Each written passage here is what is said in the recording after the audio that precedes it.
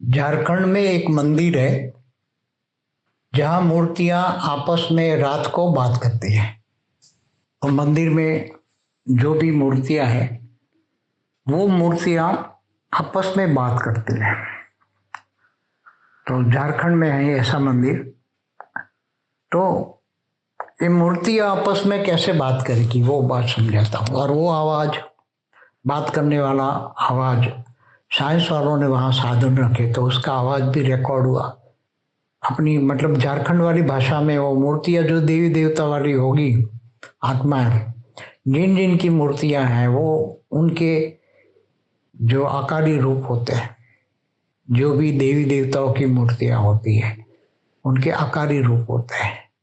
वो आकारी रूप ही वो मूर्तियों में प्रवेश करके वो बात करते हैं। तो लगता है कि मूर्तियां बात कर रही हैं मगर वो आकारी रूप होते हैं देवी देवताओं के। वो आकारी रूप प्रवेश करते, वो बात करते हैं। और बात करते हैं तो फिर थोड़ा आवाज तो आता ही है, थोड़ा संकल्पों का। तो साइंस वालों के पास जो साधन है वो संकल्पों की भाषा का रिकॉर्डिंग है, वो उनमें आता है। मगर वो भाषा उनके देवी देवताओं की अलग भाषा होती है। सभी की 33 कोटि देवी देवता जहाँ है उनकी भाषा सबकी अलग अलग होती है, एक भाषा नहीं होती। कि झारखंड वाले भी देवी देवता वाले होंगे तो झारखंड वाली भाषा होगी ऐसा जरूरी नहीं है।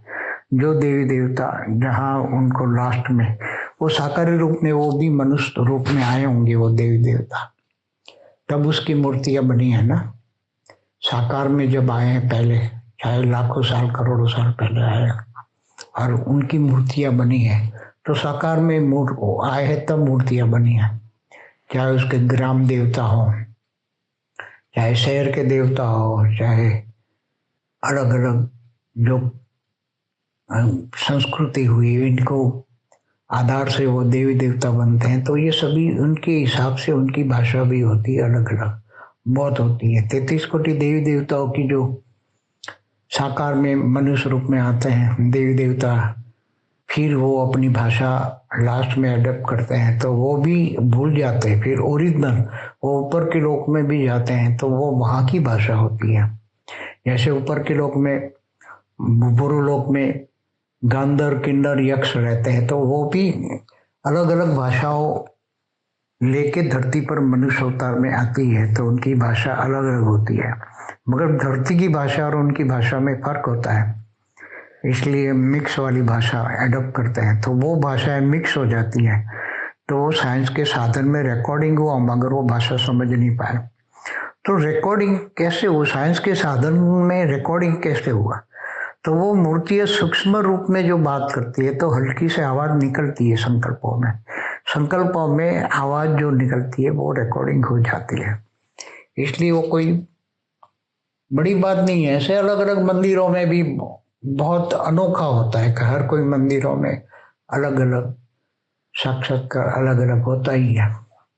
तो ये सभी बातें, जैसे कृष्ण के मंदिर में जो गोकुल में कृष्ण का मंदिर है उसमें जो कृष्ण के गोप गोपियां रात में आते हैं और वहाँ रासलीला करते हैं तो वो लोग कोई देख ले उसको तो फिर वो पागल हो जाता है, देख नहीं सकता। उसके पास ऊपर से लोग से आते हैं तो उसके पास दिव्य स्वरूप होता है तो दिव्य स्वरूप देखने की शक्ति तो मिल जाती है वहाँ वायुमंडल में है तो, मगर देखने के बाद पागल हो जाता है या तो अपनी मेमोरी लॉस हो जाती है उसको। तो ये देवी देवताओं की बातें बहुत बहुत अलौकिक बातें होती है, साधारण बातें नहीं होती और साइंस के साधन प्रूफ नहीं कर सकते उसको। की परम शांति सोचो, बोलो परम शांति। Join us daily for our morning live meditation, Monday to Saturday, 5:30 to 6:30 a.m. Join us daily for live meditation, 10 p.m. to 11 p.m. on YouTube Live. Subscribe now. Website www.paramshanti.org. Email us anand@paramshanti.org. Like, share, subscribe. Join today. बेहद की परम शांति सो